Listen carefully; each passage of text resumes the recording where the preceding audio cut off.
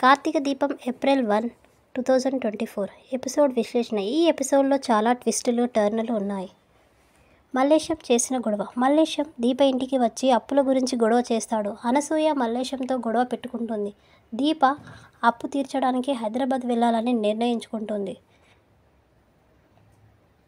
కార్తీక్ గురించి అనుమానాలు. దీప భర్త నరసింహ హైదరాబాద్లో డ్రైవర్గా పనిచేస్తున్నాడని ఊరి పెద్ద చెబుతారు. కార్తీక్ కూడా హైదరాబాద్లో ఉన్నాడు. దీపకు కార్తీక్పై అనుమానాలు మొదలవుతాయి.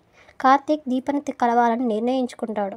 దీప కార్తీక్ ఇద్దరూ హైదరాబాద్కి బయలుదేరుతారు. ఎపిసోడ్ ముగింపు. ధర్మేచ అర్థేచ కామేచ మోక్షేచ నాతి చరామి అనే బ్యాక్గ్రౌండ్ స్కోర్తో ఈ ఎపిసోడ్ ముగుస్తుంది. ప్రశ్నలు. దీప భర్త ఎవరు? నరసింహ లేదా కార్తీక్? కార్తీక్ ఎందుకు దీపను దూరం పెట్టాడు? దీప కార్తీక్ ఎప్పుడు కలుస్తారు? తదుపరి ఎపిసోడ్లో ఏం జరుగుతుందో చూడాలి.